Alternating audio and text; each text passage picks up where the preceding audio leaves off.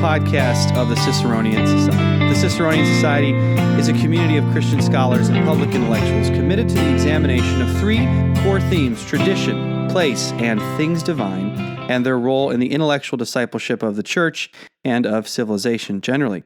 To learn more about us, our events, the podcast, our journal, Pietas, to sign up for our newsletter, and to make your tax-deductible gift, please go to ciceroniansociety.org. That's Ciceroniansociety.org. I'm Josh Bowman, Vice President of the Ciceronian Society, and before introducing our guests, please join me in a brief prayer. In the name of the Father, the Son, and the Holy Spirit, we pray. O Lord, that you would bless our conversation, and that all we say and do would bring glory and honor to you. Amen. We're recording this on the morning of September 21st, 2023, and I am thrilled to be joined today by my friend Nate Roberts. Nate is a composer and multi-instrumentalist and founder of Michigan Academy of Folk Music, and he is also, importantly, perhaps obviously more importantly, husband and a father of four, soon to be five. We'll tell you more about the Michigan Academy of Folk Music here in the beginning. We're recording it here in Holland, Michigan, where the Michigan Academy of Folk Music is, but we plan to do much more than that because I personally think the implications of what Nate envisions here have much broader implications, not only for music education, but for education generally. And I also think there's an opportunity to consider some questions about how much or how music intersects with discipleship within and beyond the church. And those of you who have been around the Ciceronian Society in recent years know that that question of discipleship and what it looks like is, and how academics in particular can be involved and how scholars can be involved is very, very important. So let's start with this, though. Nate, first of all, thanks for being here. Thanks. I'm happy to be here. What is the Michigan Academy of Folk Music, and how did it get started? Great question. Well, I'll try not to go all the way back to my birth, but I grew up playing bluegrass music, and bluegrass music, for those who may not know, is highly improvisational style. So this kind of led me down a journey where I got into the education world through jazz, and through my academic career, I was studying jazz performance and jazz composition, and I did enter that world upon graduation as well, and taught for 7 years at Hope College here in Holland, Michigan. But I had this growing desire to expand what I was doing to include younger and younger people, as I saw that many of the students, by the time they reached music education, certainly in college, but even before that, they simply did not have the foundation required to really thrive as creative professionals. So, obviously I kind of thought maybe I would be the one to tinker with early music education. And so Michigan Academy of Folk Music was born at first. And the basic premise of Michigan Academy of Folk Music is that it's social learning, group classes, and we teach the American string band instruments, which are, if you don't know, mandolin, guitar, banjo, fiddle, and upright bass. And so everything is done generally in groups. And yeah, that's kind of the main thing. The primary focus for us right now is that we offer a youth program that happens during the school day, which means the majority of our students are homeschooled. Now, you talk about laying better foundations and this group this group style of teaching, which I've witnessed. What's behind that? We don't have to get into the nitty gritty of pedagogy, but I think you're onto something there. Is that what's kind of the guiding philosophy behind that group lesson? And what's been the fruit of that? Yeah. Thanks for asking. So I could obviously get into the weeds on musical technique and pedagogy and things like that, and the benefits for music making in a group, specifically for musical formation. But a couple of the things that I've been mulling and trying to refine as essentially principles and not methods. The first would be, and I think this is pretty broadly applicable in different disciplines, but that content has to follow context. In other words, to put it back into the music filter for a second here, if I am forcing down a student's throat, these are the proper fingerings for an A-flat major scale, while at the same time the student has absolutely no desire or inclination to play an A-flat major scale, no idea why one might use an A-flat major scale, no creative outlet with which to explore the different implications of what this fingering does for me, it's essentially a useless bit of content, at best pointless, and at worst it's something, it's sort of a burden. It's burdensome. However, if you can provide a context that for which that a bit of information or content will be super useful, it's much more natural that they not only are receptive to that information when it comes their way, but they actually tend to ask the question to which that content is the answer before you even get there in a pedagogical sense. This to get a little technical philosophically for a second, I suppose, this reminds me of the whole debate about universals and particulars, in the sense that this is actually, I don't know if you've thought of this, this just occurred to me as you're talking about it.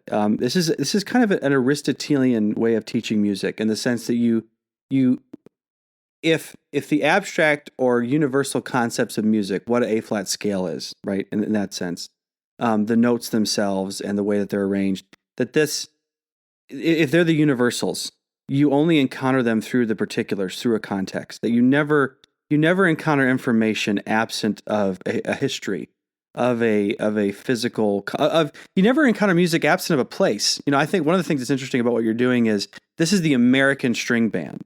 This isn't like about, this is American exceptionalism. We're just going to teach our kids how to sing patriotic music. I go, by the way, to all our listeners, when I talk about America, I do get a Southern accent. I'm not Southern. My family did live in Tennessee for a while, and I lived in Tennessee and Louisiana. So I can claim some of it. I'm not making fun of you, but at least not right now. Bless your heart. So, but this also makes me think of something too. So that the universal and particular side of things, and how that education is, but it's also getting to this point of kind of the textbook versus the non-textbook way of thinking, which I think with music is entirely important, right? How do you read a textbook and know how to play music? It'd just be absurd to me. And I'm not sure that's any different when I used to teach politics, and I think the same is true there. I mean, there's an element of the textbook can tell you some things. You can memorize the Constitution, but how it actually plays out in American history and American politics is very, very different. Anyways, so let me extrapolate from that then, what you just described as this philosophy, this group education, adding context. How do you think this can be applied to other settings, other educational settings? And I think this gets to the follow-up question I was going to ask on this about homeschooling, because how we raise our kids and how we think through this way of doing music education could apply to other educational settings as well. Yeah. Well, man, there's 7 responses that I'd like to offer to what you just said, and then 13 answers to the question you just asked, but I'll try to be concise here. So first of all, just let me extend the content versus context thing, and I think it will help me get about an answer of how it might be relevant.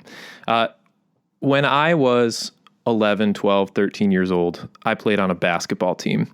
I am not athletic. I don't think by nature in any way I was interested in playing basketball. I don't love the game. I'm not interested in any way.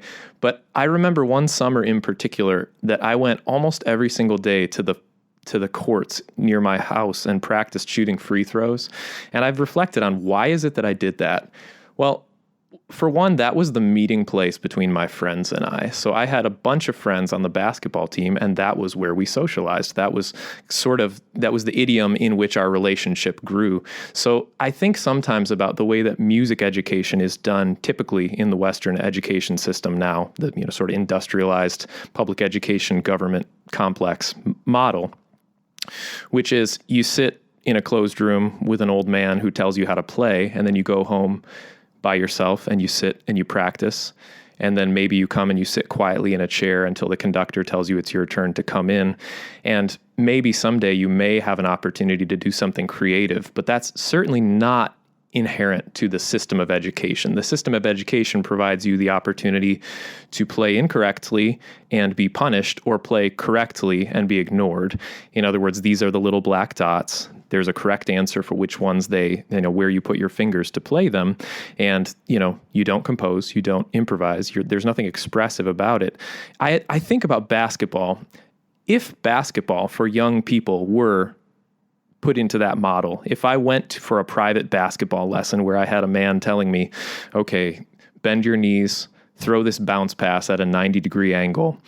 If you work really hard over the course of years, maybe someday you'll be able to join a team. And if you continue on that road, maybe someday you'll play a game. I don't think that would really inspire the generations, young kids to want to be like Michael Jordan or whatever it is. So I think sometimes if you can think about the way that this context, the musical context, music is inherently a social activity. And so built into the content of music is the ability to play with one another. And it doesn't take a lot of tinkering to figure out ways to make that happen from the very beginning, from day one. In fact, in many cases, I think sometimes parents will say, well, ideally, I'd like my students to have excellent instruction, but they don't seem to sit still for their lessons. So let's just put them with a group of kids. They'll strum their guitars and sing Kumbaya, and at least I can check the arts box for my kids' education. And the funny thing is, you asked about the fruit. I have seen over and over and over again these students who are not pressed toward practicing an hour a day. They're not sent for private lessons. And yet the net result musically, some of these kids are dangerous with those instruments. And not only that, they're highly creative. They're improvising from day one. They're composing from day one. They're listening, they're engaging, they're playing together in time. So as far as that goes, I think on the music front, and you kind of hint about the textbook thing. One of the other things that we really try to emphasize is that traditional learning, in other words, traditional music learning involved, grandfather on the back porch teaching a fiddle tune to his grandson. And there's much about that that's beautiful. One of the problems with that is generally there were technical issues that, the students would plateau. They didn't have access to the greatest music education. The formalized system of education that involves kids, learning from a master over the course of their childhood often misses that relational or context piece. And so what we've tried to do as best we can is marry those two models and give the best of the by-ear traditional learning as well as the best of the formalized, structured curriculum. So in terms of the fruit that I've seen here, well, I think I kind of said this many times to students that when we try to emphasize the musical growth of the students at the expense of relationship, we're sort of putting the cart before the horse. And what I've seen many times is that when you emphasize building a community of young people who love music, modeling and educating them on how to best love music, how to love what's true and good and beautiful, and not putting so many eggs in the basket of technical mastery, it seems that you get the relationship, you get the fruit of the relationship because you put that first, you get the community. And it just so happens that more often than not, my experience has been you actually get the technical mastery as well, and often in much greater quantities and with much more fewer frowns and more smiles. Yeah, and thinking about this too, in the homeschool context, because one of the reasons that my wife and I decided to homeschool, I mean, there's a lot of reasons to do it. But I think one of the most important reasons is just to have a better relationship with your kids, in the sense that one of the most important contexts of your learning is your family, right? And so I think, when they learn math and history and science, that it's not just a text. They're giving context to those things as well. And different kids are different too. I mean, I think there is an aspect of I'm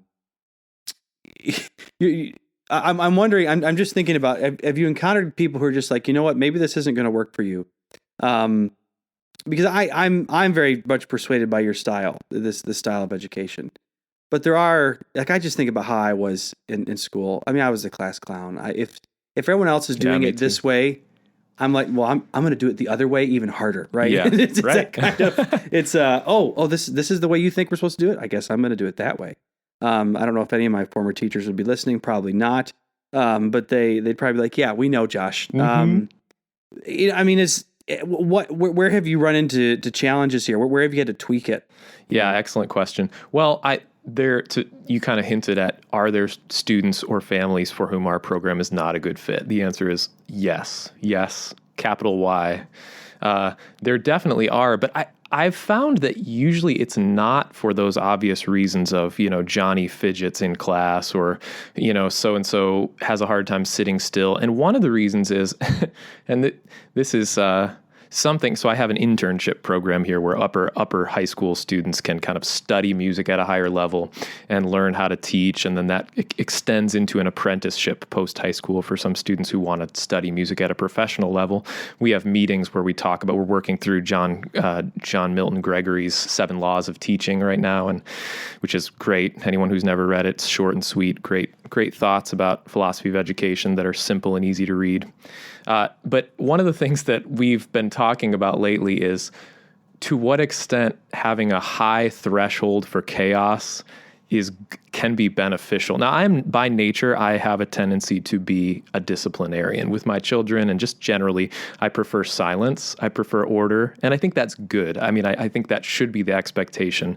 Having an authoritative posture, I think, is, especially in 2023, is really important, where authority is so often thrown under the bus as being inherently oppressive or something.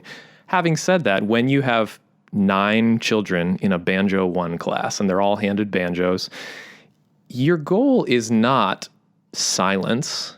Your goal is not necessarily that they do exactly what you expect all the time. Your goal is, especially for younger students, I feel it's awesome or awful responsibility sometimes that I realize when students come in here, many of them don't have a musical context in their childhood, and their experience here will be determinant for them on whether they, for the rest of their lives, say music is something I love, or, hey, I tried that once and it didn't go well.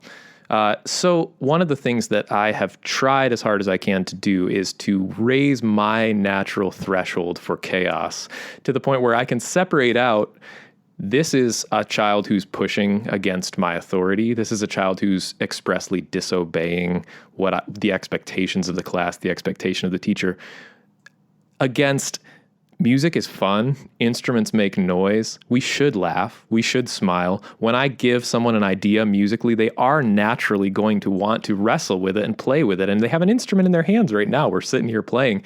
We call it noodling. So noodling is, when you play while the teacher is talking. And we do have a rule, no noodling. Having said that, the most egregious noodlers around here are usually, first, me, and second of all, most of the advanced students who, they love music. It's hard to sit and not play. So having said all that, usually, to answer your question, which families is our program generally, for which families is it not a good fit? It's usually ones who have unrealistic expectations about what our program is. So a couple things, in the context of a group class, we have homeschool students, who we have 8-year-olds who are starting in a group class on an instrument at the same time as 17-year-olds.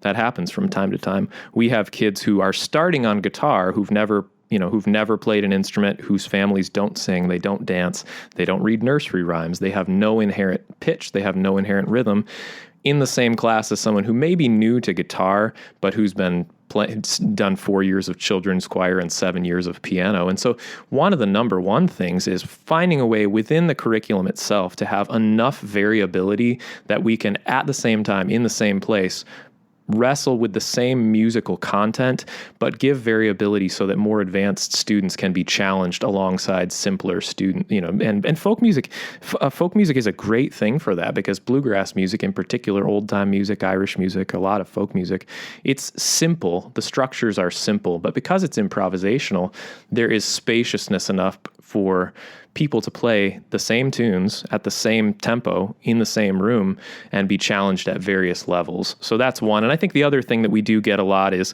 students who were fed up with the expectations of practice, for example, hey, I signed my child up for Suzuki violin, and the teachers wanted me to listen to music with them, and they wanted me to get them to practice. So again, to go back to the kumbaya strumming, we have lots of parents who sign their kids up because they know music is important, because their curriculum said so, or their friends said so, and they know that this is technically going to check that box, but they hope it won't require anything of them.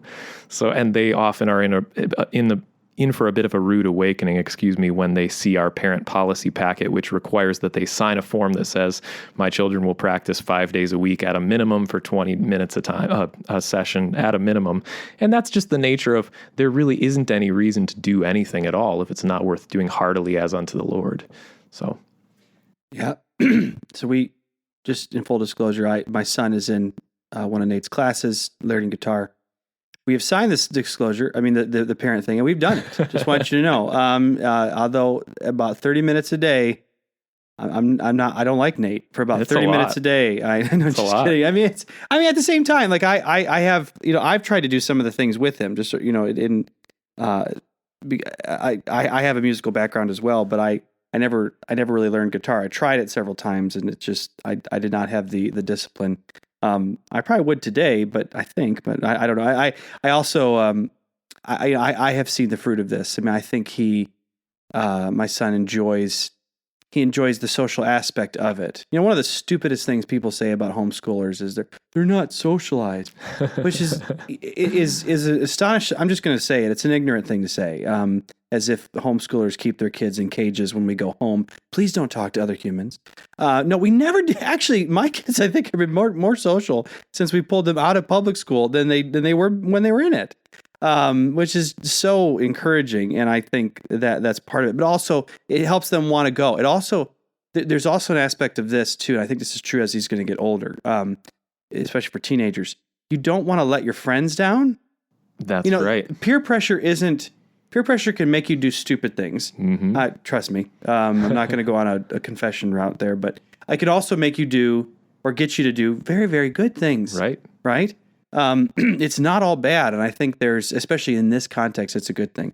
Right. I also want to say something completely unrelated because you referred to noodling as like fiddling with your guitar. But for the other rednecks who are listening to this, that noodling is when you fish with your arm in a river and you stick it under a log and try and get a catfish to bite it, and you pull it out. Yeah, that's actually also one of our rules. We don't allow that during class either. Not noodling version 1 or 2, both verboten. I'm going to walk in with a catfish next time my son has a lesson. Can I say, I want to say one thing about the homeschool thing, because this is, so Josh mentioned I have 4, soon to be 5 children, and we do homeschool our children, but my daughter, who's our eldest, is just in 2nd grade. So we're pretty early on in the journey. And one of the things in terms of the most inspiring sort of side fruit of this program for me has been, we have this year, I think 104 students registered, it's incredible. It's a huge number of almost all homeschooled. And one of the most amazing things is simply to see the fruit of 18-year-olds, 14-year-olds, 11-year-olds, 7-year-olds, how they are raised, parenting styles. And so many of our families they homeschool, for religious reasons, let's say. And many of them, not all, but many of them have very rigorous expectations and rigorous ways of doing discipleship within their families.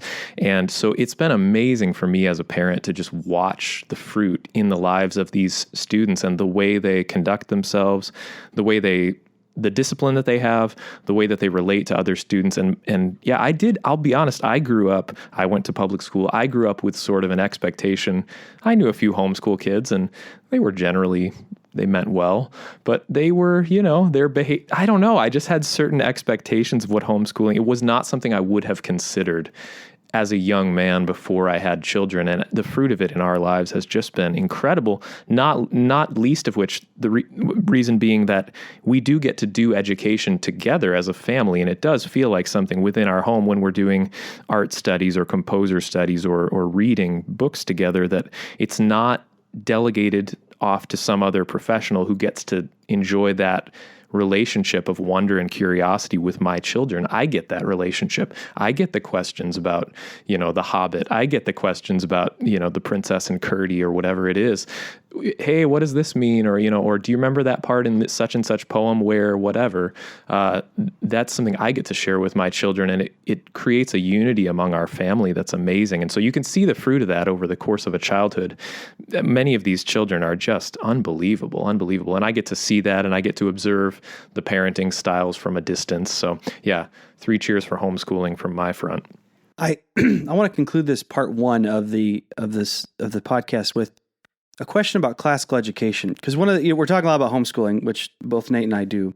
But for some parents, there's a lot of practical obstacles to doing that. And if you are in an area where I can't homeschool, and I can't necessarily afford the really fancy private school or something like that, classical education is an amazing alternative. It's not available to everybody, and there are some places where it is growing faster than others. There's only a few here in West Michigan where we're at. But classical education is exploding. I know a lot of our listeners are participating in it. You're teachers and faculty in that. You're doing an amazing job. And a lot of this is based on the foundation of classical education are the classical languages, right? Latin and Greek. And I see a lot of parallels between what you're doing and what they're doing, in the sense that learning a language, like learning a music, is like learning music. It requires context, right? You actually can't learn Latin and Greek out of a context, right? Because so much of it is personalized, right? You're learning Cicero's Latin, you're learning Augustine's Latin, you're learning Caesar's Latin, and it's interesting to me how there's overlap here. I wondered, have you had any students from that classical education background, or what are your thoughts on how the way you're doing this music education overlaps with this? Yeah, excellent question. A couple things about that. One is, homeschooling for us, for our family, is our kids are young. I love it. I don't know. People have asked me this, like, would you ever consider sending your children to a school if there were a school accessible to them that checked all the boxes? And to me, especially, I would say for my son in particular, for a young boy, I'm not sure that homeschool is the ideal for everyone. I think for some students it is. For other students it is for a season. But I think, classical Christian schools, classical schools in general, I think it's a beautiful model, especially when done really well and really thoughtfully. And there's a lot of energy all over the country toward that type of thing.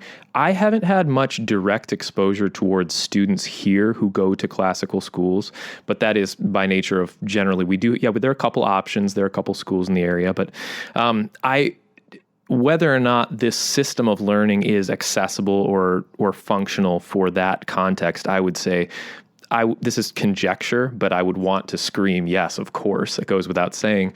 A couple things about that. One is, I have a friend and student who's an administrator at a Catholic classical school in Grand Rapids here. And she's been kind of exploring what should early childhood music education look like. And I think sometimes the problem is there just isn't really a method that's easily grab this, copy and paste it into our community. So it does take some creativity. Now, a lot of my philosophy of education comes from non-musical sources. For example, the curriculum we use for homeschooling is a Charlotte Mason-based curriculum. And, she was a school teacher and taught and so a lot of her resources and curricula have been used for homeschooling, but almost all are relevant to group learning in schools. One of the methods I would want to commend to classical school administrators, teachers, is the Kodai method. So Kodai was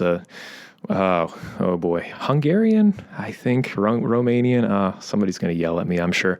But a composer who got really, really obsessed with the idea of teaching children throughout his country to be more musically literate through the method of singing primarily. And I think this is one of the main missing pieces, honestly, in the music literacy of American students in general. Even to put it literally into reading literacy, we're very competent as a body of young musicians at looking at little black dots and translating them into where does my finger go. But we miss the middle piece of this should actually mean something to us pre-instrument. And so to be able to read a piece of music and hear what it should sound like before you use your fingers as the referent, which tells you what it should sound like, that's called audiation. The ability to have audiation while you're reading music is almost entirely missing from musicians. So a singing-based curriculum for young students is so excellent for a number of reasons. One, logistically, you don't need for a small Christian school, a startup classical school, maybe in the first 10 years. It is a little daunting to say we're going to start an orchestra, which means we need instruction for all the orchestra instruments. We need access to all the orchestra instruments. We need a music library. We need a rehearsal space. Singing takes almost no space. It takes almost no expertise to start. It really takes a willingness. And so starting the process with a model like that is really helpful. And then one of the things we've been pushing here is that singing and dancing are the first instruments we were given at birth. That's where we should start. Parents ask me all the time, what instrument should I start my student on and at what age? And I always say at birth and with singing. And they don't usually like that answer very much, but that's my answer. And so after that, I would say folk instruments actually are a really great on-ramp into music for a number of reasons. One, they're cheaper. Two, the music is generally more simplistic, and there are a lot of easier ways to learn. It doesn't take a high level of expertise to start, but folk music is an amazing on-ramp to all styles of music. And so this is kind of our model here, is we start with basic American folk song and fiddle tunes. In the second year, we begin to introduce other world folk music styles, as well as other improvisational styles, as well as classical music. And by the third year, we're studying gypsy jazz and Brazilian music and Bach and Telemann and all kinds of things, as well as improvisation and composition. I'll end here with one of the kind of guiding metaphors that I always try to keep in mind as I'm making curricular decisions, which is, I'm picturing a tree here, and a tree, I'm looking at some huge maple trees and a couple oak trees out our window here. They're huge. They would not be able to, their branches would not go high or broad without a really robust and enormous invisible root structure underneath the ground.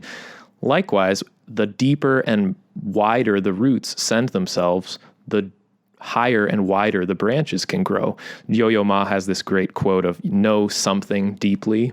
And I really love that, because I do think when you dig into mastery of a tradition, almost any tradition, and I think sometimes people can assume that's exclusive of a broader exposure to music, it gives you access to things that have commonality with that tradition, such that the more mastery you develop in your tradition, like a tree, you can reach your branches much more broadly. And that has a tendency to expose people to things that are in no way adjacent to the tradition, just from curiosity and love for music. So one of the things that we have tried to do is just encourage people to explore. And once you have the roots down in your tradition, it gives you access to all different traditions. And so it's been a joy to see that and to watch students who play Bach on the banjo, or, who are mandolin players and who are really, really into Indian music or things like that. And it's incredible. So all that said, I would commend singing as a starting point, and then folk music as a really excellent on-ramp into instrumental music, which is cheaper and more accessible for individuals, homeschoolers, and also, of course, schools as well. One more question for this part one before we finish up. Why dancing? Why dancing? Excellent question. Well, can I back up one step further than that? Here is the way that musical discipleship and formation happens at a young age. And if you're doing any of these things, you don't even realize you're forming your children. Number one, hold your very small child to your chest and sing. Number two, put your very small child on your knee and read him or her Mother Goose, and bounce and read rhythmically. Number three, play clapping games. Sailor went to sea, this kind of thing. And beyond that, simply do the things that are inherent to human nature. So people dance. There are very few children I've ever seen or been around who don't dance. The question is, do you give them a way to continue dancing, or do you stifle that impulse? So singing gives us many musical foundational things. Again, I don't want to put the cart before the horse and say, from a utilitarian perspective, it's important to sing because intonational foundation or, pitch control or these type of things. No, it's important to sing because we are embodied humans made by our Creator with the impulse and honestly the imperative to sing in worship and otherwise. But dancing, I think, why dancing? From a sort of deconstructive utilitarian perspective, I could say dancing is the rhythmic foundation for music making. We feel the impulse to dance rhythmically. We do so. It gives us an expressive foundation. It gives us a rhythmic foundation. It also is an excellent social unifier and social glue. I think of little boys and little girls and 13-year-old and 14-year-old boys and girls learning how to cope with adolescence and deal with their intrigue of one another. The social element of social dancing, I think, is often missed because we don't do it anymore. But this is how we learned, I think, in so many traditions, the early American folk traditions, this is how young boys learned chivalry.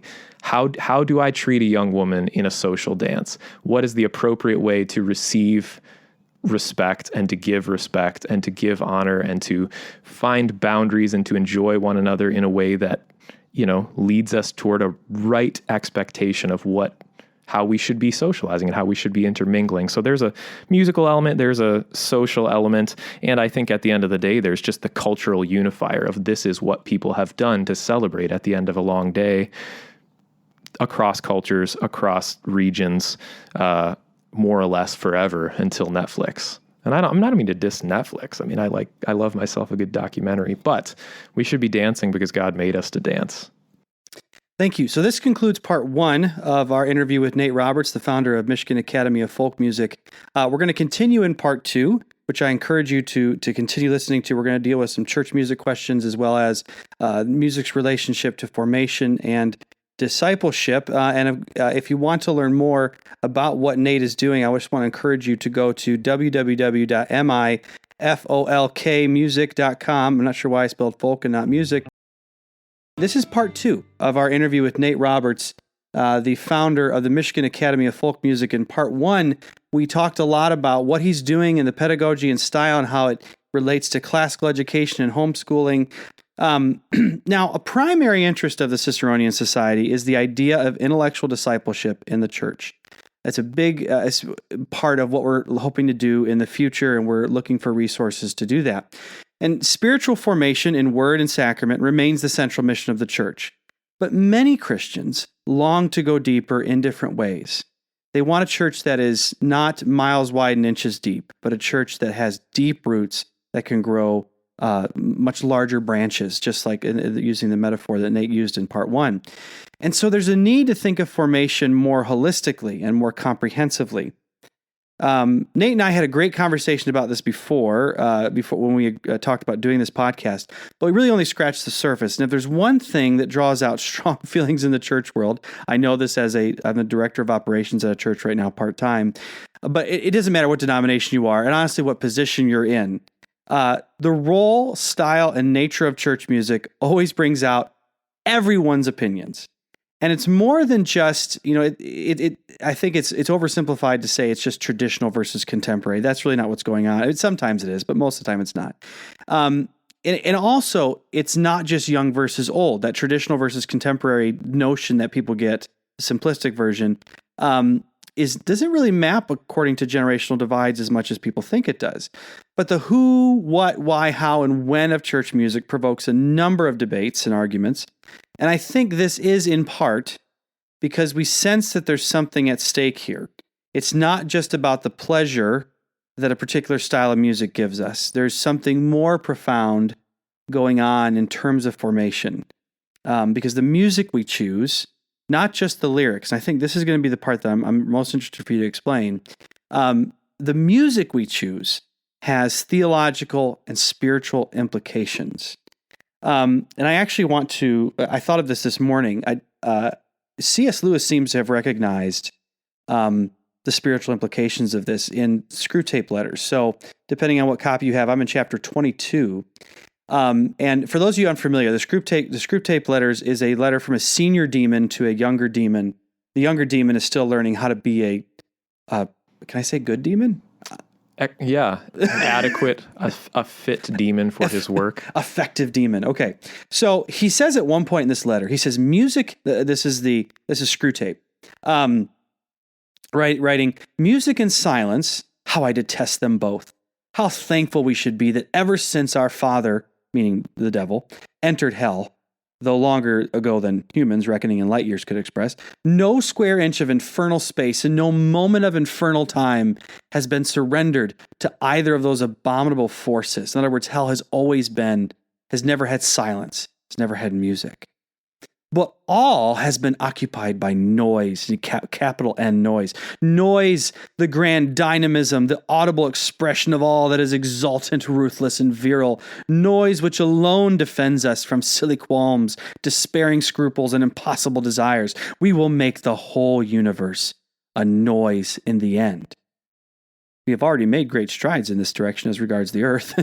The melodies and silences of heaven will be shouted down in the end. But I admit we are not yet loud enough for anything like it.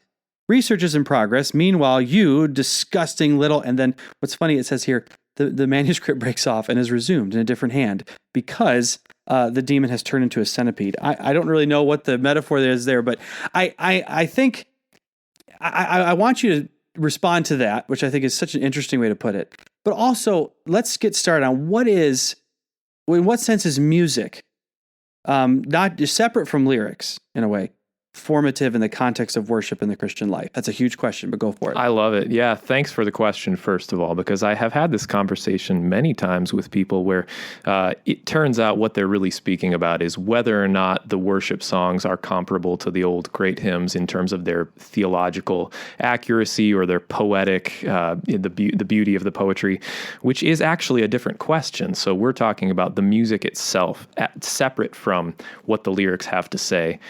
I mean, I would say, first of all, yes, that's a question we should be asking. It's a conversation we should be having.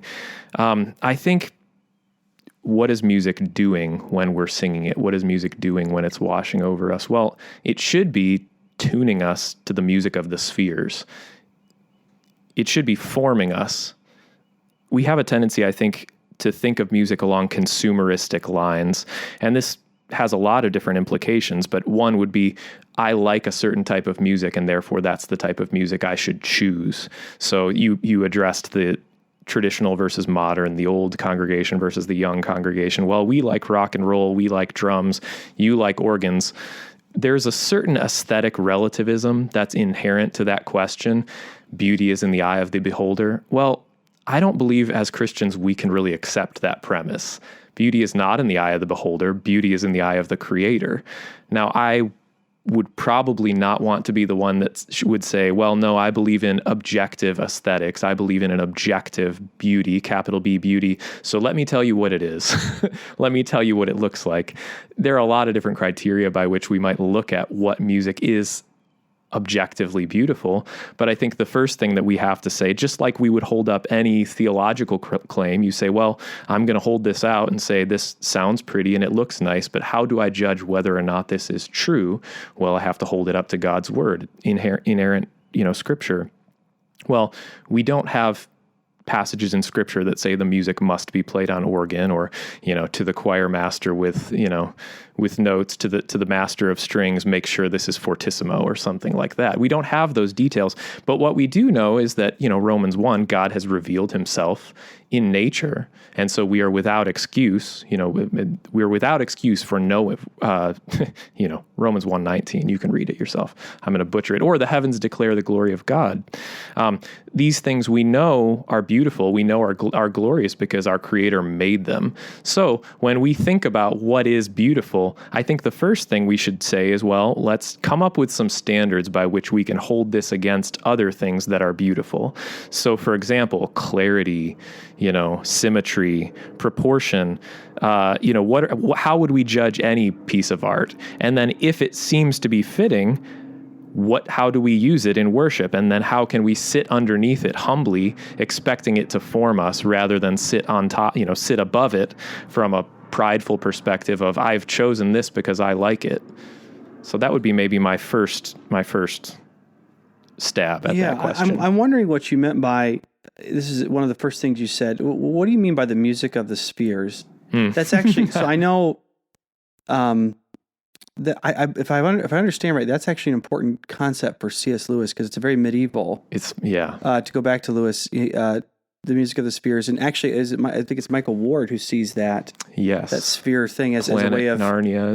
Planet Narnia, the way it describes it. And I don't want to get into that book in particular, but what do you mean by that? You say the music of the spheres. Yeah, and this is one of those questions that I'd like to phone a friend here because there are so many people who could articulate this much more effectively than I could. But I think one thing that just is worth at least pitching is what we think of now as music, the things that the subjects that we would put under the discipline of music are just scratching the very beginning of the surface of what medieval intellectual thought or classical education in the quadrivium, what was considered music. And so Augustine writes on this, Boethius de Musica has some really interesting thoughts on this type of thing. But the music of the spheres is essentially the inherent vibrations of the cosmos that our Creator made. And it's in cooperating with them, in apprehending them, in sitting underneath them, in trying to wrestle with the way that sound, number in time, and sound vibrations and compression waves are flying invisibly through the sky, that something is meant by that. And it has implications for how we live, and it has implications for the way that we should do music as well. So I probably wouldn't want to try to articulate anything more specific than that, just because I will butcher it, I'm sure. But when I say the music of the spheres, I mean that there is music in the celestial bodies, the heavenly bodies, and there's music in the cosmos, and we hear some of it, but much of it, there's a great quote. I wish I could remember who said it. It may be Chesterton. I'm sure one of your galaxy brain intellectual listeners will be able to help me out here, but something about how we're constantly hearing music. And were the music of the spheres, to be silent for even a second, we would instantly implode or go crazy or lose our minds, because in the same way that we're sitting here feeling fairly balanced, you and I sitting on chairs and couches while we spin around around the cosmos at Mach something crazy on this earth that God has flung into being, the same thing is true, and it feels pretty normal to us because of the way God designed our inner ear to make us feel balanced, and the receptors on the bottom of our feet and our eyes that make us feel as though we're balanced and on firm ground, even though we're flinging through the cosmos. The same thing is true of what we consider silence. I mean, that's another interesting connection to the Screw Tape Letters. When we feel as though silence is happening, what we're actually hearing is just lack of additions to the music of the spheres. There's nothing added to it. It's the purity of the music of the spheres, the vibration of the cosmos, the song of the stars, someone could say. That's what we're hearing when we hear silence. That's such it brings to mind so many things. First of all, it's just, you think of here in 2023, it's controversial to even suggest that there is a cosmos. Right. I think there's so much that the alternative is a chaos, right? It's kind of almost like you wonder, and I'm going to come back to this question because we're going to talk about, is there something called musical, orthodoxy and musical heresy? But I didn't think about this before. Is there musical nihilism? We'll come back to that, because I want to mention just two things that kind of confirm or at least parallel what you're saying. Both C.S. Lewis and Tolkien, major subjects and topics at every Ciceronian Society conference, both think of the creation of the universe in terms of music. So C.S. Lewis, the simplest one to that I can quote and remember, is where Aslan is creating Narnia by singing it into existence. So that was such a when I read that even as a kid, just being, that's how we did it. And while the Bible doesn't use that word, it's immediately recognizable and relatable. I mean, I think that even if it says in the beginning God created the heavens and the earth, it doesn't, and God spoke in this, it doesn't say he sang it. But to me, that's immediately recognizable that there is some kind of cosmic order that includes music, that we can rebel against it, and we can be attuned to it, literally attuned to it. Now, the much deeper illustration of exactly what you're saying, and I didn't think of this till this moment, but the Silmarillion, right? Absolutely. Yeah. Tolkien and Lewis had such a beautiful sort of synergy between their creation narratives, the one you mentioned. And you almost wonder if they planned it together, but I don't think Lewis ever, as a matter of fact, I know, because the Silmarillion was published after Tolkien died. I wonder if Lewis ever read parts of it, right? They shared things with each other. But remember, for those of you who don't know, in the early part of the Silmarillion, I can't remember what it's called. No, Nate doesn't know either. It's Eru Iluvatar sings into existence the earth, and also the Ainur, these kind of divine beings, demigod type figures. They are singing into existence Middle Earth, and they're singing together. And the way the Satan figure, Melkor, comes in is he sings a new tune. Discord. Yeah. He brings in like angst, and some of the Ainur follow him, and they become Balrogs and others. I think I could for those of you who are much more, I love Tolkien, but I'm not a lore master. I'm just thinking about how there is in our stories, and I think that's actually a much more effective way to say what we're trying to say than. I mean, I think in some ways, Nate and I are going to try and bring to light what Tolkien and Lewis said better. in their stories. Yeah. So anyways, I want that formative, moving from that formative question to this question of musical orthodoxy, heresy, and nihilism. Right. I love it. Yeah, I love it. I think that was a perfect setup, honestly, to frame the conversation, is that the Silmarillion creation, because I do think, if we can say that there is a certain reality wherein God has a created harmony, whether or not we are fit to identify or distinguish between what is consonant or dissonant with God's created cosmos is another question, possibly. But just to even start there, to say, no, there is something consonant. There is something which has harmonic integrity, and then there is chaos. There is order, which is consistent with and sort of working in harmony with what God has created. And then it's possible to create discord, which would be disharmonious, dissonant, unconsonant with the created order. I think that has to be our first step. And you mentioned the idea of this isn't a conversation most people have. I would kind of want to say, yeah, that's probably why the church is struggling so much to even know where to begin on this conversation, because all we have then to rest the conversation on is aesthetic relativism. With the young people prefer drums and the older people prefer organs. Or to just say, beauty is in the eye of the beholder, and on the basis of your cultural expression, you can choose what's best. And I think there is a reality where there should be room for that to an extent.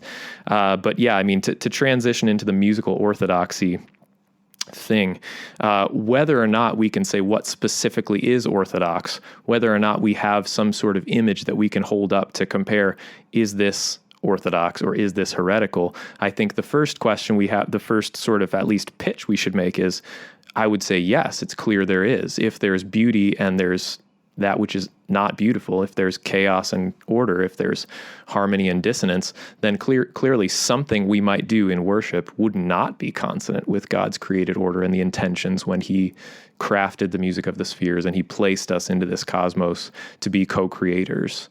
There are things we can create which are ordered according to God's design, and there are things which we can create which are disordered and disharmonious and discordant. And so that would be, I think, the first step. Now, from there, maybe the next question is, to what extent can we start to try to make those judgments? And before I would even say, so is Bach orthodox and Hillsong heretical? Is that kind of the conversation? Before we get there, I think I would want to say, when having this conversation, I think we have to take a teleological perspective on it. Let's just say for the sake of the conversation as a starting point, we're talking about music in worship, music on Sundays as part of a congregational expression of worship. What should we be singing? Well, I think the first question we have to say is, well, if music is for a certain thing, then it will be effective if it's a fit vessel for that expression. In other words, there are certain styles of music that are excellent for dancing that may not also be excellent for a funeral. There are certain styles of music that I think, some of this might be cultural. There's a certain extent to which certain cultures, an interesting thing to note is, for example, we hear minor keys and people in the Western world, many people think, oh, sad, or we hear major keys and we think, oh, happy. Well, the Indian music culture, Indian musicians don't have that sense. They don't even have those modes generally, or at least traditionally, and yet they have rhythmic sequences, tala, that they feel in that way. This is a rhythmic sequence that is appropriate for mourning. This is a rhythmic sequence that is appropriate for celebration. So there is a sense in which we have to make a little bit of space that certain cultural expressions are going to happen. I think that's inherent in Christ saying, go and make disciples of all the nations, and the nations will come, and there will be a diversity, in the kingdom. All the nations will bow to King Jesus, but all the nations are going to look, dress, sing, possibly slightly differently. Having said that, I do think within our cultural expression, there's a sense in which we have to say, yeah, whether you like it or not, and whether or not this comes from an objective musical stance, there is a reality where I don't think the Rolling Stones should be played at the Eucharist. I don't think that's appropriate. And so there's a reality where we start somewhere like that, and then maybe we back up, and I could maybe get into what some of those things might be, but unless you have any. I don't disagree with you on the Rolling Stone thing. I'm just trying to think of a song where I could find a way, Find the exception to prove the rule. I mean, I feel like the song "You Can't Always Get What You Want" might have. Let's try it out. A theological. It could be a sermon illustration. There you go. You can't always get what you want. You got it, Bob Dylan. You got to serve somebody. That's right. There are a couple of those. We've actually had papers presented on Bob Dylan at our conference, and one of our board members. I'm not going to say he worships Bob Dylan. I won't mention him by name, but he was. Why not, Josh? No, it's not. It's not. I do not worship Bob Dylan. It's not me. But no. What was I going to say there? This is one of the things. One of the two of the biggest themes that we focus on at Ciceronian are tradition and place. You've already kind of hit on this a little bit about, there is there's not necessarily, if we're going to say orthodoxy and heresy, we're not necessarily removing it from the context, which we talked about in the last podcast about that when you learn in context. In a sense, you also learn in certain places. When you encounter music, you encounter in terms of tradition and places. Now, one of the things I said in the previous podcast was a lot of what you're doing, whether you know it or not, is very Aristotelian in the sense that you encounter the universal truths, and whether we'd say that's orthodoxy or not, is through particulars. And one of the ways that we emphasize this theme of place is that the particular and the local, these are good things, that it's not the big, the global, and the universal that we should always focus on all the time, but that the particular and the local, they are important. So how do you, in addition to reconciling, I guess, how do you reconcile that need to attend to different tradition and place according to what you're trying to teach here? It says, because that's where the relativism can come in, right? Where you're saying, well, you teach us American folk music here at Michigan Academy of Folk Music. Are you suggesting that this is orthodox in Australia or in China or in Russia or wherever it happens to be? I especially think we have several folks in the wonderful brothers and sisters in the Orthodox community who are listening right now. It'd be folk music in their context. You need banjos. Yeah, you heretics. Where are your banjos? He doesn't mean it. He's smiling as he says that. Just want y'all to know. This is why we should have added video, Josh. That's right. You can't see the sarcasm on my face, which is actually permanently there. So I reconcile for us tradition and place with this notion of musical heresy orthodoxy.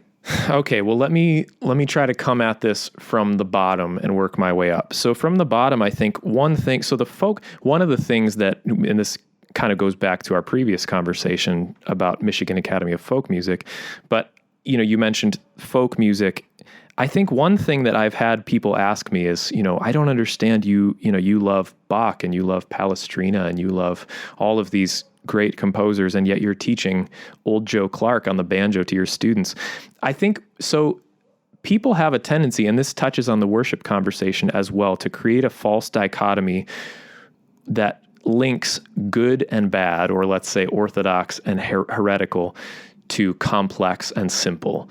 And that's it's extremely dangerous, for one.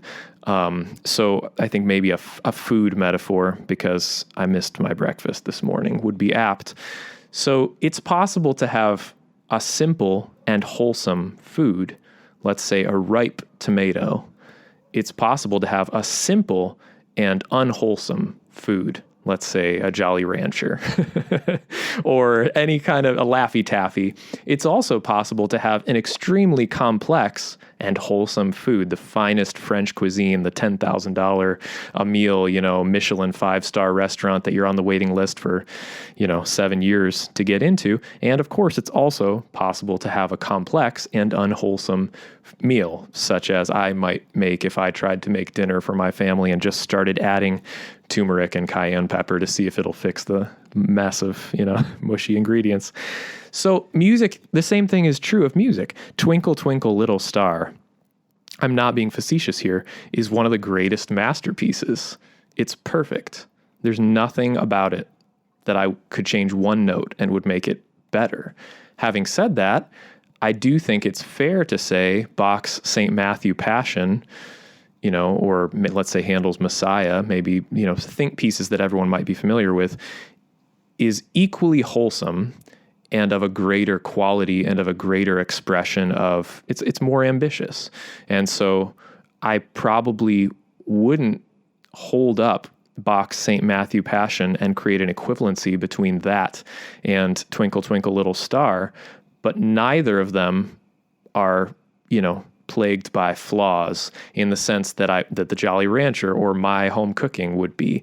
So then I think when we talk about, so I'm getting at your aesthetic relativism thing, we have to have some sort of vocabulary for and aptitude for looking at any, let's call it artistic. I don't really like the term artistic expression in this context, but let's call it that for the sake of it. Francis Schaeffer has some good things to say about this. There's a lot of people who've tried to write on this aesthetics, that can be really useful and expressed at a pretty layperson level. But I think if we can say that a certain culture's expression of wholesome simplicity are valid, while a certain culture's expression of unwholesome simplicity or complexity are not appropriate, then that gives us the ability to say, okay, well then what is it that makes it wholesome or unwholesome? What do these rhythms express for a culture? What does a reggaeton beat express? What does a hip hop beat express? That's not to say that hip hop is wholesome or unwholesome, or that the feel or pulse of a beat is wholesome or unwholesome. But it's a teleological question. What is this function? In what way does this function? I would say many of the great American fiddle tunes are excellently wholesome for dance. They're like excellently wholesome for family singing. I would not think they would be appropriate for, again, a funeral or a baptism or a marriage, or certainly not the Eucharist. So maybe that's a step one to the conversation. Yeah, you can play American folk music at my funeral. I don't know if you'll be there or not. I will. Yeah. Yeah. I'm sure you'll outlive me. I plan to. You can't tell because this is an audio recording, but he's skinnier than me and probably he's had more of that wholesome food. I haven't eaten his cooking. But like, for example, there's a bakery right next door to this place, and I thought about going there. You can almost smell it. I can almost smell, yeah, which is, lead me not into temptation. I want to move to, so in the previous podcast, we got practical about music education for early childhood music education, and for classical schools and for homeschooling families. But we are increasingly a church-facing organization. And so let's pretend you're a music minister at a church with a significant number of talented musicians and time to practice, which, by the way, isn't unrealistic. But, and so the question is, what do you do? Or if you don't have that. Now, I want to read, because I thought of this morning, there's an essay in C.S. Lewis's Christian Reflections called On Church Music. Now, C.S. Lewis, to my knowledge, was not musically talented. He was a poet, but I love C.S. Lewis, but his poetry is wanting. It's better than mine. It is anyway. Yeah, it's better than mine, which is not saying anything. But he says this in that essay. He says, "I assume from the outset, beginning the essay, that nothing should be done or sung in or said in church which does not aim directly or indirectly either at glorifying God or edifying the people, or both. A good service may, of course, have a cultural value as well, but that is not what it exists for. Just as, in an unfamiliar landscape, a church may help me to find the points of the compass, but was not built for that purpose." So I want to start with that quote, but then he goes on later in the essay, about a page or two later. He says, "There are two musical situations in which I think we can be confident that a blessing rests," because he's trying to figure out the practical implications of if it's gonna be edifying and glorifying, what does this look like? Because there are two musical situations in which I think we can be confident that a blessing rests. One is where a priest or an organist, himself a man of trained and delicate taste, humbly and charitably sacrifices his own aesthetically right desires and gives the people humbler and coarser fare than he would wish, in a belief, even as it may be the erroneous belief, that he can thus bring them to God. So that's one version where the very, very, we'll call them the fancy musician, right, says, you know what? It's not all about me. I'm going to sacrifice a little bit of this so that it can be edifying to the people and still glorifying to God. Because it's not that, while Palestrina brings both of us closer to God, quite frankly, it may not work for everyone. Now, or does it? We'll come back to that. The other is where the stupid and unmusical layman, C.S. Lewis is saying that, I'm not saying it, just want everybody to know, humbly and patiently, and above all, silently listens to music which he cannot or cannot fully appreciate, in the belief that it somehow glorifies God. And if it does not edify him, this must be his own defect. Neither such a highbrow nor such a lowbrow can be far out of the way. To both, church music will have been a means of grace, not the music they have liked, but the music they have disliked. They have both offered, sacrificed their taste in the fullest sense. I'm going to finish the quote there. I'd just like you to respond to that. And with that quote in mind, with everything we've said in mind, you have a pastor, big church, small church, and music is a part of what you do. How do you make this real? Yeah, well, let's start with the quote before I lose my train of thought here, which is likely to happen if I try to circle back. I love C.S. Lewis, and I think I understand what he's getting at, but a couple pushbacks I might offer. One is the stupid, clumsy lay person. Yeah. Let's add a few more adjectives just to let's put them in his mouth, because he's with the Lord now. Right. He can handle it. I'm not sure that sitting silently, he mentioned whether or not it edifies him. Well, am I the one to say whether or not something edifies me? So if I sit in a room silently and, Beethoven's Sixth Symphony, let's say Pastoral Symphony, washes over me and I get none of it and I'm kind of bored and I am wanting lunch, did that edify me? I'm not sure. And am I the one who would say whether or not it edified me? Can music transform us and form us despite our participation or lack of participation, and whether or not we like it? Is it possible for that to happen? I would want to say yes, I believe so. I mean, for one, no matter how fancy the fancy priest is, if he's listening to, again, Bach's St. Matthew Passion, he's not going to understand all of it. He may say this edifies me, but there are certainly aspects in which the order of the composition itself, the cooperation with the created order within that piece, transcends his ability to appreciate what's happening, whether or not he can participate or feels he can. And then I think on the fancy priest side, again, I mean, I think simplicity is appropriate. So dumbing down, to sit from above and say, no matter what you feel, we will sing a William Byrd mass as part of worship. And if you can't sing it, shame on you, congregation. That's obviously inappropriate. I think there are two perspectives. One would be, again, there is a simplicity which is wholesome. So to say we can't have William Byrd, let's get the Rolling Stones, would be, a mistargeted arrow there. However, to say we can't have Palestrina, we can't participate, but I'm still going to offer you the opportunity to be formed by this, by sitting underneath it, by being washed with this beauty, which is transcendent and which clearly does something to edify you, whether or not you're able to participate. I think those are distinctives, and I think there's a different place within the liturgy and within the worship service for both of those. So then to bring it back to the practical, let's say I'm the fancy minister. Can I change it do I have to be fancy? No. Can I be anything else? I mean, you literally anything other than fancy. Well, now that you say you don't want to be, I kind of don't want to change the word. Now I just kind of want to be a button. Can I make it a lowercase f? You can, whatever you want to be. Fanciful. You have a longer beard Fancy than I do. Free. You have a longer beard than I do, so you can make up your words. There you go. Okay. I'll claim the beard authority on that one.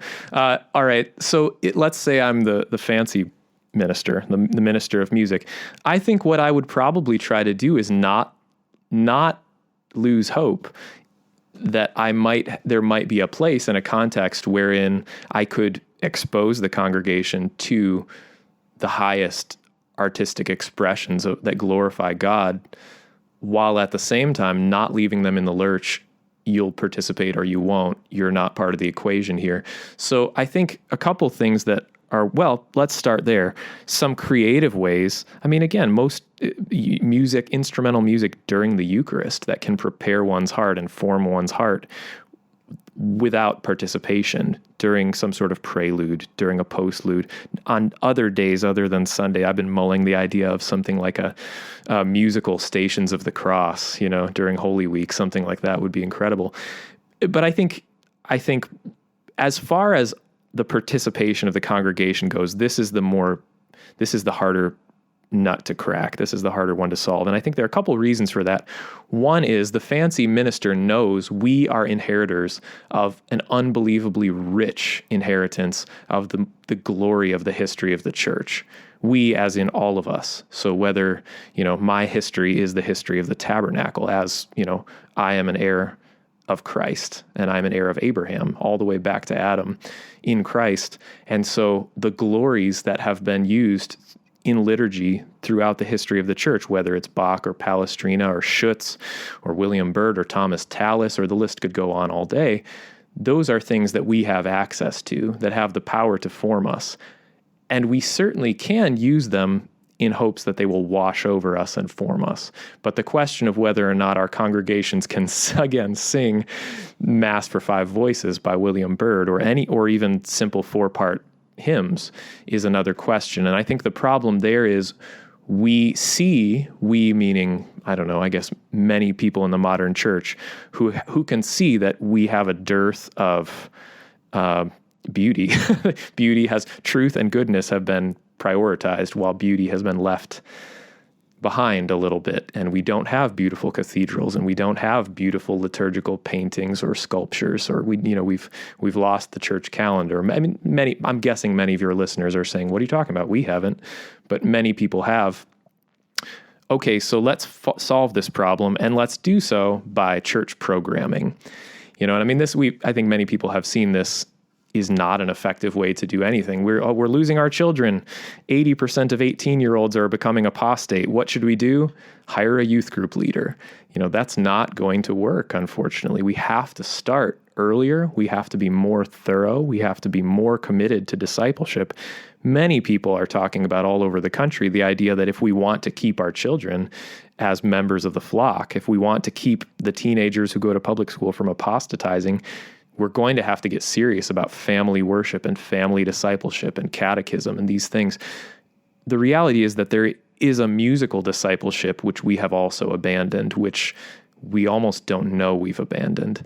So if we want access as inheritors to that glorious inheritance that we have, that we can claim, I mean, if there were a congregation that could, on Sunday, sing Bach chorales and beautiful Renaissance motets and liturgical settings and 4-part hymns, they can do that. They have access to that, and it will edify them. The problem is we don't have an on-ramp to get there because we don't sing as families. So I would say, you asked if you have a whole bunch of if you have a budget and a bunch of talented musicians, and where would you start? My first question would be, hey gang, do you have children? Okay, you do? Go home and sing with them. Talk to you in 20 years. It's going to be a generational project. And I'm not saying that there aren't very beautiful and edifying ways that we can engage what resources we have now. And I'm also not saying that there may not be churches where the inheritance was lost 6 years ago and we can reclaim it by a Wednesday night hymn sing. I think for many other traditions, though, we're going to have to reckon with the reality that we're not going to get back to that inheritance. We won't be edified by it. We won't be able to reap the benefits of what is rightfully ours as God's people without a turn of the ship that's going to take generations. And we're going to have to start by musically discipling our children. And so I think there are a number of ways we can do that. I might want to just shamelessly plug a couple projects I've got in the works on that front. But the first thing that I would want to say is, so those of you that are your listeners may or may not know, Josh is an excellent singer, trained vocalist. So he can easily bring that home to his children and give them that gift, especially if we're talking to homeschool parents or parents who are trying to educate their children. They know that the model they've received is not going to be beneficial or fruitful, but they don't have access to the vine themselves. They have to find some way to reconnect. I just want to emphasize, if you can take a posture of, Let your ceiling be your children's floor, no matter where you're starting. If you start by simply singing whatever folk songs you know at home on a regular basis, that will be better than what you probably received, and it will give your children a richer access to their inheritance. There are many ways that you can get them singing scripture, and there are things that aren't that hard. We've just forgotten. Many traditions have forgotten how to chant the Psalms. It can be easily remembered, and then you'll be able to give your children not only the access to how do we chant the Psalms, how do we sing, but also a childhood full of saturation with the Psalms written on their hearts. So I could be more specific if you want, and I think some people may say, well, so this really still leaves our poor fancy minister without very many resources. But I have to say, I do think we're going to have to get comfortable with the idea that there isn't probably going to be, a 3-step plan to get us from Hillsong to Palestrina, or whatever the on-ramp is that we're trying to achieve. I think we're going to have to say we've actually been headed down this direction toward aesthetic relativism, toward musical heresy, toward misunderstanding the telos of music, toward a consumeristic approach, toward appreciating how and why we use music on Sundays or throughout the week. We've been heading down this road for a century or more, possibly more. Some might say since the Reformation in some senses. And I mean, there's certain areas that we could look at that are gonna give us different results depending on what we're talking about. But I think we have to have the conversation of, this is a generational project. It will be an investment. It will be costly. It will be frustrating. It will require energy output. I want to just echo what you're saying there quickly, because I think that it's so important. There's so many, whether it's those who are donating to different organizations or trying to join different organizations. One of the pathologies of our moment is that we see something that's wrong, and we want, like you said, we want to find a key program, a key hire, one key investment, and we're going to turn this ship around, right? I'm going to publish this book and it's going to fix everything. We're going to start this school. We're going to fix everything. Or the most, frustrating thing for me is when people think that, well, if we just win this election, everything's going to be better. This is folly. We've had at least 200 years of this mess. Whether we're talking about the decline of music, the decline of philosophy, the decline of political philosophy, the decline of aesthetics and art generally. I often say that as you go through, if an art museum is organized chronologically, it's like after you get past 1900, it's like the artists dislike you more and more. There's just more and more contempt for the less edifying, right? The banana taped to the wall, that kind of idea. I also wanted to mention too, you said about forgetting the church calendar. I completely forgot. Today is the Feast of St. Matthew in the West. Right, that is. For those St. Matthew's Passion I mentioned. Yeah. What could be more appropriate than that? Yeah, listen to that today. Google it, right? Not Google it, YouTube it. I don't know. Use technology, find it. And there's some amazing resources for video performances of almost all of Bach's calendar by the Netherlands Bach Society, and the website is All of Bach. They've got these beautiful high-def recordings, video recordings in a lot of astounding cathedrals throughout Europe, and their St. Matthew's Passion is incredible. That'd be really cool. I also want to make sure I acknowledge that those of you who are Orthodox, I'm pretty sure St. Matthew's Day is in November. But listen to it then. I don't know what today is in the Orthodox calendar. So speaking of these resources, I know you've done some work with helping people with family singing canons. I love the idea of singing the Stations of the Cross. That has to have been done before, right? I'm sure. I've never been to one. Me neither. I the first time I did Stations of the Cross was one of the most rewarding things I've ever done. I was an adult before I even knew what they were. And singing them would be great. So what are some of the and I want to we'll wrap up with this. What are some of the resources that you've offered to encourage this family singing so that we can have, because we're and I didn't finish this thought earlier. One of the things we're doing at the Ciceronian Society is we're playing the long game, realizing that when it comes to discipleship and turning this ship around of Western civilization, it is not going. There is no single bullet that's going to do it. You have to play a generational game. you have to plant roots that grow into trees. Well, trees grow slowly. Most of them do. You are already doing this with some of the resources you're developing for family singing. And I'd like you to tell our listeners about that. And also, please conclude with telling us how we can learn more about the Michigan Academy of Folk Music and what you're doing. Yeah, thanks. Thanks for the opportunity to share a little. So I mentioned the idea of the musical discipleship process that happens within the home. Well, two things about that. One is it is happening within the home regardless. This is so true of almost anything you talk about, but the role of a father in the home or something. Well, the father is shaping his children, whether actively or passively. And the same is true of the musical foundation that your children are receiving in their home. So it's actually quite simple. I mean, start by singing at home with your children. Sing whatever songs you know in whatever key you want. Sing them with perfect pitch. Sing them in tone deaf, raucous chaos. Do what you can, aiming to let your ceiling be your children's floor. And your ceiling might be a pretty modest one. This might be like a shanty. This may not be a glorious cathedral, but I do too. But no less, start there. Now, some of the resources I've been hoping to create to help families with this, especially homeschool families, but any family who has the idea and the impulse and the desire to sing and to have sort of a curricular model of growing as a family choir, taking seriously your vocation as sung worshipers of the living God. So I have it's a YouTube channel right now, but also is a website, thesingingfamily.com.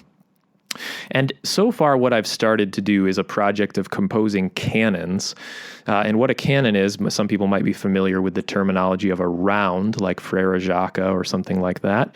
Row, row, row your boat. It's just a melody, a composition that can be sung in a follow the leader type form. So you sing it in multiple groups. You learn the melody. One group starts, another group follows. And so the melody itself is not polyphonic. There aren't multiple parts. There's just one melody. There aren't ranges. It's not suitable for sopranos or tenors or basses. You don't have to have anything like that within your house. But the composition itself, when sung as a canon, does the hard work for you of creating polyphony and rhythmic independence. So it's a really amazing way to learn to sing independently. And so the kind of two new projects that I'm working on right now, and then I'll give you my forecast for what my next steps are in case this might be edifying for your families. One is canon settings of Scripture. So I've just been taking settings of Scripture and putting them in 2, 3, or 4-part canons, and then setting them to the church calendar. So for example, I have one canon for every week of the church calendar, and then an additional canon for every additional feast day or holy day within the church calendar. So coming up, I'm going to be doing a singing school here in Holland where we'll do every week of Advent, we'll be learning one canon, and then in the 12 days of Christmas, there'll be a canon every day. So it's a great way to just force your family to try and possibly fail and laugh, but give your children a chance at trying this. For some families who already like to sing or who have older children, this is going to be great. So you could try them, learn. There are teaching videos of every single canon, or there will be in the next couple months. Having said that, some of you have younger children.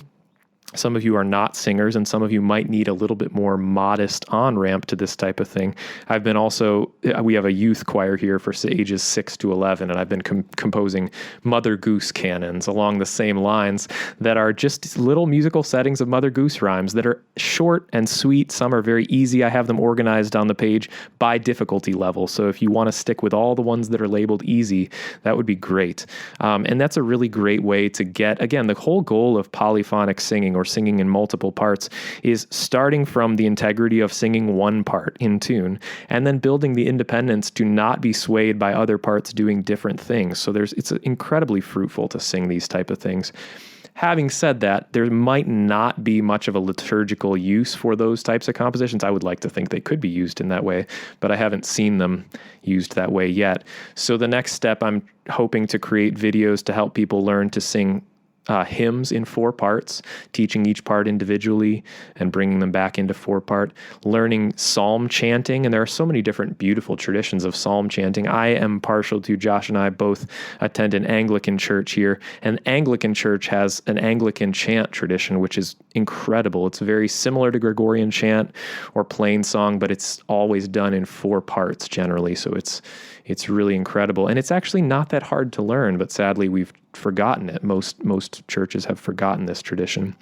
So I'm doing that, and I've been composing a lot of musical settings of daily office prayers, both following our Anglican Book of Common Prayer and also just other simplified liturgical settings for families, so that you could pray with your family morning, afternoon, and evening, bedtime, but also sing your prayers. And this is a really incredible way to work music in, to glorify God's word, to sing the text, and also to practice to become more fit sung worshipers. So yeah, again, if you'd like to know more about what it is we're doing here in Holland at Michigan Academy of Folk Music, you can do that at www.mifolkmusic.com. And the Singing Family stuff is available at thesingingfamily.com.